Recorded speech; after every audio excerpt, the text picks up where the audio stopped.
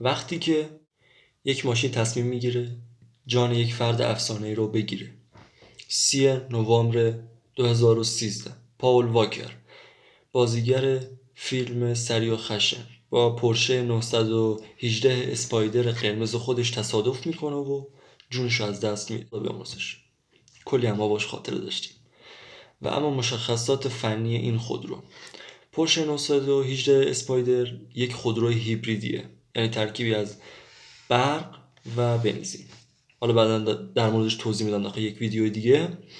و اما مشخصات این ماشین: این خودروی هیبریدی 887 اسب بخار و 1240 نیوتن متر گشتاور تولید میکنه و تنها 918 دستگاه از این خودرو در جهان تولید شده.